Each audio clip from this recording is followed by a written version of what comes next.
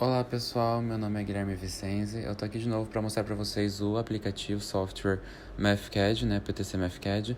Dessa vez a gente vai analisar aqui o modelo que a professora colocou no Classroom de vocês para tentar entender um pouco como criar o documento no MathCAD e não mais somente entender um documento que já tenha sido criado.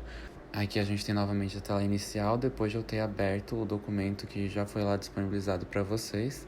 Aqui a gente vai ter o cabeçalho, que ele pode ser alterado, nesse caso a gente não vai alterar ele, mas caso vocês queiram fazer um documento com outro propósito, sem ser para a matéria, Aqui a gente tem uma caixa de texto ou um bloco de texto, Lembrando lá do último vídeo, é como a gente faz para poder escrever aqui no documento. Aqui a gente tem outra caixa com o nome dos autores. No meu caso eu vou colocar o meu nome, mas a gente vai colocar o nome de quem estiver fazendo, claro, do grupo, da pessoa individual. E aí lembrando que lá em cima, em formatação de texto, a gente pode formatar nosso texto sempre numa caixa de texto ou num bloco de texto. A gente vai lá em cima e consegue formatar o tamanho, a fonte, a cor e as outras coisas comuns de formatação de texto.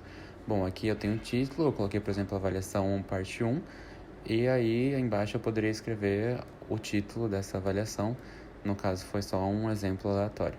Aqui a gente tem a data, A data a gente vai colocar a data da entrega, claramente, e aí depois a gente vai trocar para preto, já que é o padrão, Eu coloquei uma data aleatória. E essa questão de status do documento e revisão é para que vocês se entendam, Trabalhando em grupos e tudo mais, é muito interessante a gente ficar atualizando aqui essa parte para que a gente não acabe mandando para a professora o documento errado ou comece a fazer algo em cima de um documento que não é o mais atualizado que a gente tem.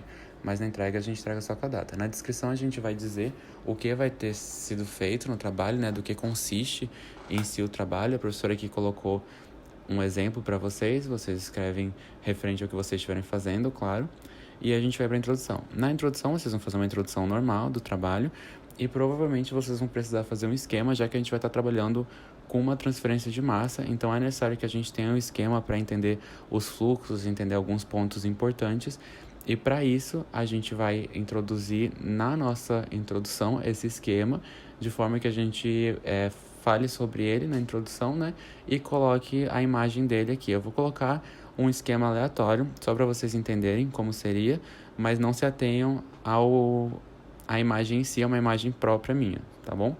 Então aqui, por exemplo, eu colocaria figura 1, esfera de naftaleno suspensa em ar seco, e aí eu coloco a imagem. Eu coloquei com Ctrl+C, Ctrl+V, copiando e colando, mas eu também poderia ir lá, como eu tinha mostrado para vocês, em imagem, e aí procurar a imagem, ele vai abrir uma pasta do computador, e você pode procurar uma imagem que você tenha salvo, fica aí a critério de vocês, certo?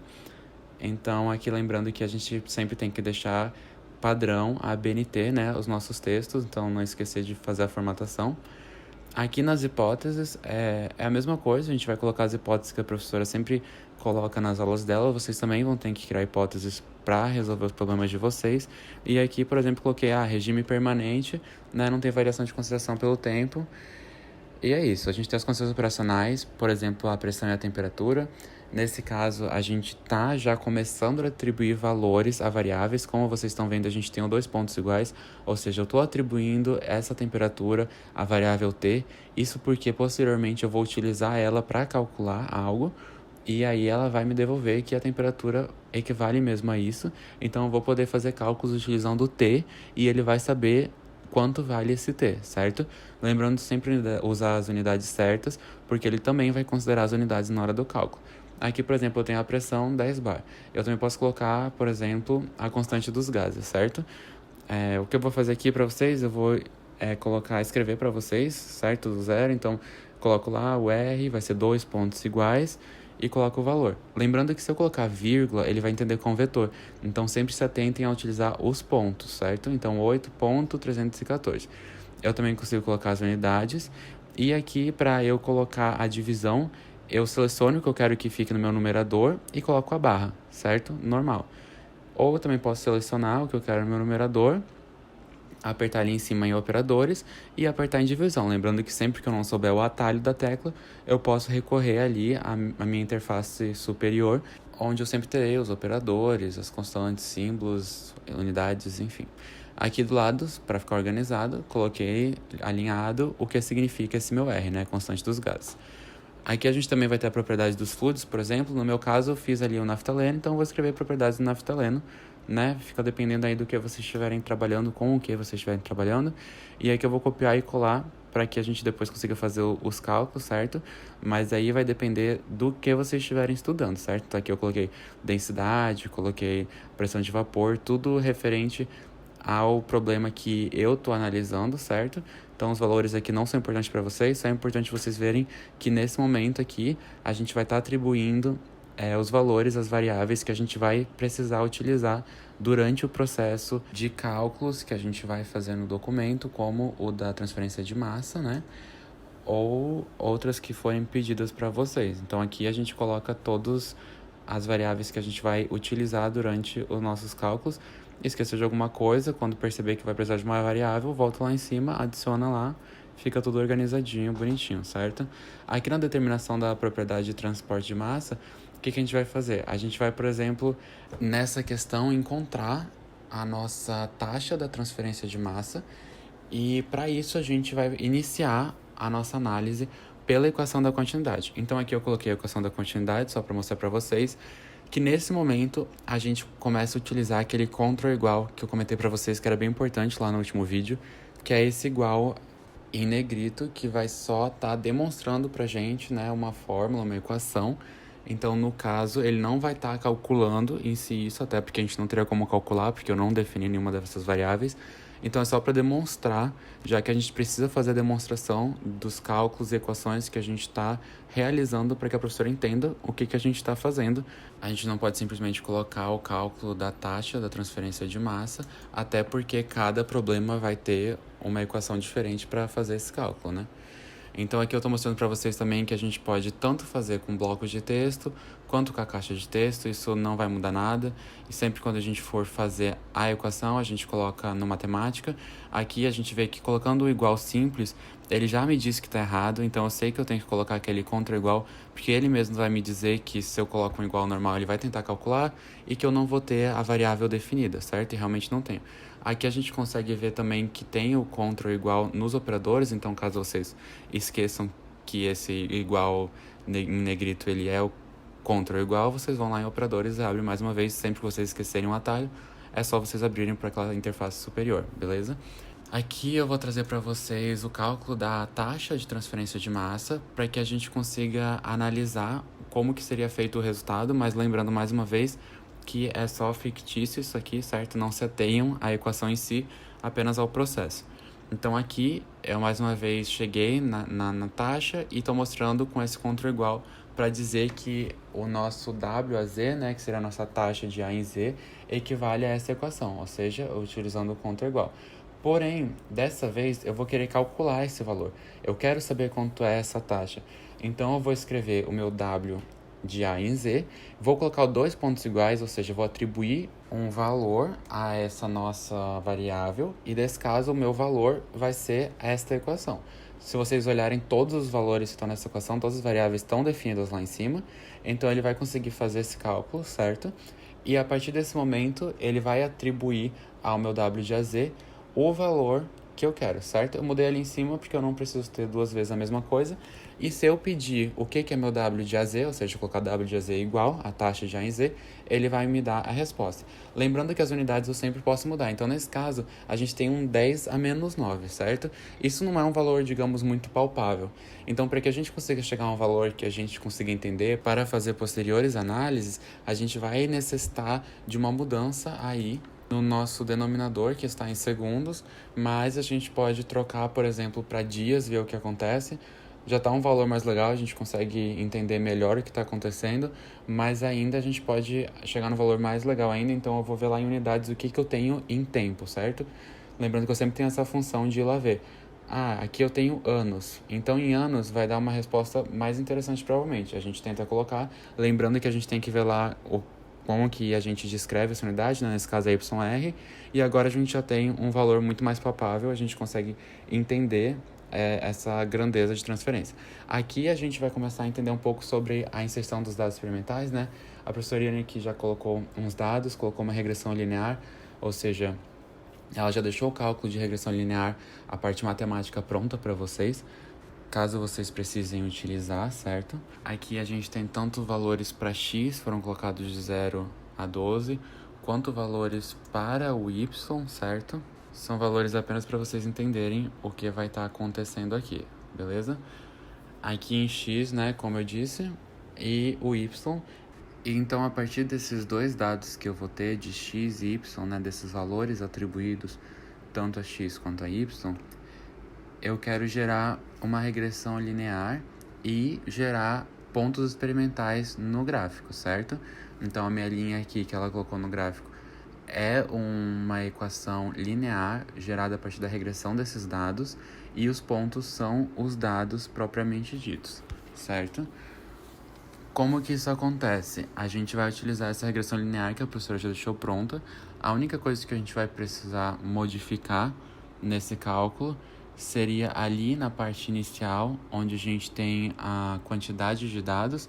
Nesse caso, eu tenho 13 dados, certo? Então, o meu vetor tem 13 dados. E aí, eu tenho o número 13, mas se mudar lá em cima, a quantidade, eu terei que mudar ali também. O cálculo em si, ele já está todo pronto. Você mudando aquele valor, mudando os vetores x ou y, você vai obter o novo valor referente aos dados que você tiver inseridos. Então, não tem problema nenhum, desde que vocês mantenham o x, o y e corrijam esse n com o valor novo do número de variáveis que vocês vão ter em cada vetor. E sendo assim, a gente consegue gerar um gráfico tanto para os nossos dados experimentais quanto para a nossa regressão linear. Primeiro aqui a gente vai ver como é feito esses vetores, certo? Por exemplo, se eu fosse fazer um vetor A, como é que eu faria? Eu primeiro tenho que usar dois pontos iguais, porque eu quero atribuir esse vetor à minha variável A. Lembrando que a atribuição a gente faz assim. Então, lá em cima, eu tenho, vocês podem ver, né, as funções, eu tenho matrizes e tabela. O vetor, ele vai ser uma matriz com uma coluna, certo? Então, ali eu consigo gerar uma matriz de até 12 linhas, certo? E 12 colunas. E no meu caso, eu vou colocar uma coluna só, porque eu quero que seja um vetor. E aí, eu vou colocar os dados que a professora colocou no X ali no Y, só para vocês verem que dá para fazer facilmente, certo? Colocando os valores ali de 0 a 12, a gente tem exatamente o mesmo vetor. Ou seja, a partir de agora o meu A é exatamente igual ao X, certo? Então, assim que foram criados esses vetores, beleza? O que acontece? Ali eu só consegui colocar 12, então para eu criar um 13, ou eu aperto ali em cima, em inserir linha abaixo, ou eu aperto em Shift Enter, que quando vocês colocam ali em cima, vocês conseguem ver como são feitos os atalhos, que nesse caso é o nosso Shift Enter, certo? Então, eu coloquei o 12, agora eu tenho um vetor exatamente igual, onde A é exatamente igual a X, certo? Foi assim que ela fez esse vetor, e foi assim também que ela fez o para Y ou para qualquer outro vetor que vocês precisem utilizar. A partir da regressão linear, né, o cálculo ali já está feito, utilizando os dados de X e de Y, né, como vocês conseguem ver. E depois de realizar essa regressão linear, a gente vai chegar à nossa equação linear, né, referente a estes pontos. Nesse momento, a professora chamou de y1 a nossa regressão linear, e mais uma vez a gente usa dois pontos igual, porque a gente está atribuindo essa equação linear ao y1, beleza? Ali em formatação matemática, eu consigo formatar os nossos cálculos, certo? Então, ali formatação de texto, formatação matemática, formato os cálculos. Então, aqui eu grifei só para vocês verem melhor, mas no caso foi só para entendimento mesmo, para o entendimento. Então, como a gente vai gerar esse gráfico, certo? Ela gerou esse gráfico tanto com a minha equação linear, quanto com os meus pontos experimentais. Como vocês podem ver, tem a linha que é o nosso y1, como vocês podem perceber. E eu tenho também os meus pontos ali, representado por um X em azul para cada ponto. E para que a gente consiga entender melhor como que foi gerado esse gráfico, eu vou apagar ele e refazê-lo. Então, vocês vão conseguir ver como ele é gerado, certo? Inicialmente, a gente vai lá em cima em gráficos, em plots, a gente inserir gráfico XY, certo? No nosso caso, o nosso Y, ele vai ser Y mesmo e o XX, certo? Ele vai mostrar uma linha feita a partir daqueles pontos, mas no caso a gente tem pontos experimentais, então a gente vai querer pontos mesmo. Então eu coloco meu mouse em cima da linha que eu quero mudar. Lá em cima eu consigo mudar o que eu quiser. Posso colocar pontilhada, consigo mudar várias coisas. Nesse caso eu vou colocar um símbolo, que seriam xizinhos nos meus pontos, e eu vou tirar a linha, para que eu tenha apenas os pontos e não mais a linha. E mudei para vermelho só para vocês verem também que pode mudar a cor, certo? E aí agora eu quero adicionar o meu modelo, né, a minha equação linear que eu gerei. E para isso, o que eu tenho que fazer? Eu tenho que adicionar ali outra linha para o meu gráfico, certo? E eu faço assim, apertando ali ou com Shift Enter, beleza? Adicionei o Y1, o meu Y1 ele já gerou essa equação, que foi a equação calculada ali em cima. E aí a gente já consegue ver tanto os nossos pontos quanto a equação. Lembrando que se eu colocar o mouse ali em cima, eu consigo mudar ele também, que nem eu mudei o X, beleza? Outra coisa que eu posso fazer é mudar a minha visualização do gráfico, ou seja, se eu quiser visualizar uma ampliação de uma área, eu consigo fazer isso mudando ali o último valor. Por exemplo, se eu colocar 5, ele vai analisar então só de 0 a 5 e não mais de 0 a 12, beleza? Então eu sei que em 5 o meu Y é 11, certo? Então o que eu vou fazer? Lá em cima eu vou colocar 12 e aí eu vou conseguir analisar melhor essa área. Nesse caso, isso foi uma ampliação que não tem sentido nenhum, só para vocês verem que é possível, mas em alguns casos a gente vai querer analisar uma parte única do gráfico e é interessante a gente saber dessa função, certo? Outra coisa também que a gente pode fazer é mudar o fundo do gráfico. Isso é interessante porque a gente tem esse grid atrás, então é bom colocar esse fundo branco, que às vezes utilizando muitas linhas e muitos pontos, fica um pouco mais fácil de a gente conseguir visualizar e distinguir o que cada ponto e linha significa. Aqui em análise a gente já vai ter com tudo concluído, certo? A gente vai ter os nossos resultados, os nossos gráficos plotados, nossos vetores, matrizes, tabelas feitas. Então a gente vai analisar o problema.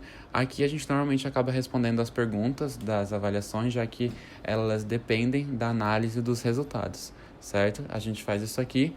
E logo abaixo a gente tem as referências, lembrando que tudo isso tem que estar nas normas da ABNT, as referências, os textos e tudo mais, beleza? Agora aqui, entrando um pouco ainda nos dados experimentais, a gente tem outras formas de inserir vetores e tabelas.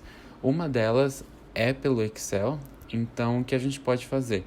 Tendo uma tabela no Excel que eu quero utilizar no meu programa, no meu documento, eu posso simplesmente copiar e colar, né, a forma mais conhecida, e aí a gente vai gerar uma tabela.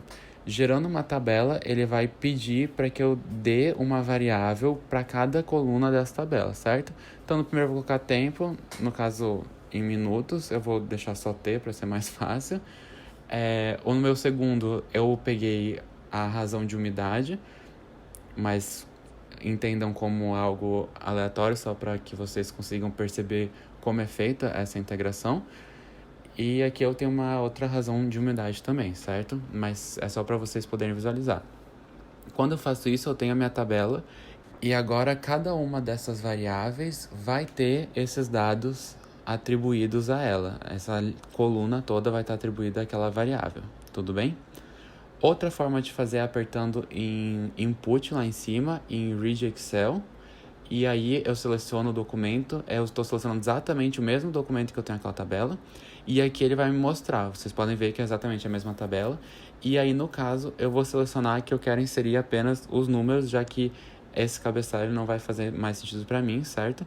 Então eu vou inserir os dados numéricos para o documento, para que a gente consiga utilizar eles, né, nos nossos cálculos. Então, apertando agora ali em inserir, a gente tem os dados lidos pelo programa, certo? Nesse momento, ele já entendeu o que é essa tabela. No caso, ele vai entender a tabela como se ela fosse uma matriz. E aí, para que eu consiga utilizar, eu preciso atribuir essa nossa matriz a uma variável. Então, aqui eu vou estar colocando A, 2 pontos igual, assim que a gente atribui mais uma vez, vocês vão utilizar isso muito. Vou fechar o Excel aqui para ficar mais fácil de vocês visualizarem, certo? Vocês já viram que é a mesma tabela. Então, a partir de agora, o meu documento ele vai entender que esse A maiúsculo ele vai ser a matriz referente àqueles dados do Excel. Como vocês podem ver, todos os dados aqui estão nessa matriz. Ou seja, ele leu e atribuiu para a variável A maiúsculo, que foi o que eu defini ali em cima, certo? Como a gente vai fazer para utilizar cada uma das colunas separadamente, já que a gente provavelmente não vai querer utilizar como uma matriz completa, certo? Lá em cima, a gente tem a opção de ver o que a gente pode fazer com as nossas matrizes, com os nossos vetores. Eu vou lá em matemática, mais uma vez, eu vou em operadores, certo? E eu vejo tudo que eu consigo fazer com matrizes e vetores. O mais importante é esse, que é selecionar uma coluna de um vetor, beleza? Que pode ser feito apertando ali ou em Ctrl Shift C. Se eu faço isso, digo a primeira coluna de A e atribuo isso a T, então essa primeira coluna de A, agora ela vai estar atribuída a T em forma de vetor. Então, se eu colocar T igual, ele me dá um vetor que vai equivaler a essa primeira coluna, certo? Eu estou colocando ali a unidade porque eu sei que essa primeira coluna equivale a tempo, mas vocês podem colocar o que for que equivale à coluna, certo? E eu posso fazer isso para todos os outros dados que eu queria colocar, certo? Então, aquela minha razão de unidade, aquela primeira que eu coloquei, eu vou atribuir a minha coluna 2 e aquela outra razão de unidade a minha coluna 3, certo? Então, nesse momento, eu tenho tanto a minha matriz, que vai ser os dados que foram lidos do Excel, como cada uma das minhas colunas separadas pelas variáveis que eu queria. E a partir daqui, eu começo a ter exatamente os mesmos dados que eu tinha quando eu copiei a tabela. Ou seja, aqui desse modo e a tabela é a mesma coisa. O Read Excel ele também está presente não somente ali no input, mas também em funções, onde vocês podem abrir uma tabela com várias funções que o MathCAD utiliza, certo? Aqui eu vou mostrar para vocês que, por exemplo, se eu pesquisar read, eu vou ter um file access que vai ler vários arquivos, como o read Excel que a gente tem aqui. E eu também posso utilizar várias outras funções. Eu não tenho como mostrar cada uma para vocês, mas se vocês quiserem se aventurar ou pesquisar o que elas fazem, certo? Aqui, por exemplo, em vetores e matrizes, eu tenho algumas coisas como ver a diagonal de uma matriz quadrada, eu consigo ver a identidade da minha matriz, entre outras coisas que eu consigo fazer a partir dessas funções, beleza? Mostrando aqui para vocês um pouco, de novo, né, que eu já mostrei. Aqui vocês podem fazer a matriz, como eu disse. Eu também posso fazer a tabela do zero, certo? A matriz a gente fez antes, agora fazendo a tabela, eu posso atribuir valores, posso atribuir eles a uma variável e atribuir também uma unidade a esses valores. Lembrando que sempre que eu pedir A, ele vai me devolver como sendo aquela coluna com aquelas unidades, beleza? B é a mesma coisa e não importa como você faça a tabela, ele vai sempre adequar desse modo. Aqui eu voltei para aquela mesma tabela que a gente viu antes, para que a gente possa então agora gerar um gráfico que possua mais de uma linha, certo? E mais de uma relação, para vocês verem mais ou menos como é que fica. Então aqui eu também tenho umas equações que vão calcular o que eu estou esperando, né, em relação ao tempo. Eles vão achar essa razão de unidade em relação ao tempo, enquanto na minha tabela tem os dados experimentais novamente. Então, eu vou mais uma vez fazer tanto os dados experimentais com pontos, quanto linhas de predição. Aqui a gente vai ter, mais uma vez, uma variável que a gente está atribuindo à equação, só para vocês entenderem como forma o gráfico, certo? Mais uma vez, mas os dados em si eles não são importantes. Então aqui, mais uma vez, como é que eu faço? Eu vou colocar no eixo X, no eixo Y, os valores que eu quero, sendo que dessa vez, no eixo X, eu vou querer só o tempo, e no Y eu vou querer colocar tanto os dados referentes à razão de umidade, quanto as minhas equações que vão predizer a razão de umidade naquele momento, né? Então, pelo tempo.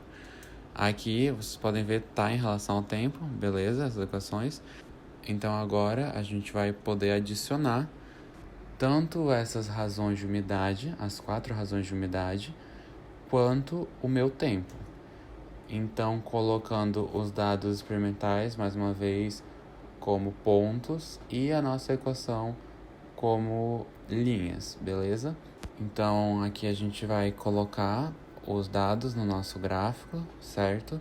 Lembrando que eu só puxei esse gráfico aqui para baixo para que vocês consigam visualizar melhor, mas lembrem sempre de manter uma formatação no documento de vocês. Em X eu coloquei o T e em Y eu vou colocar inicialmente a minha razão de umidade 20, que foi a utilizada lá, que era um dado experimental, certo? Como vocês podem ver ali, o da tabela.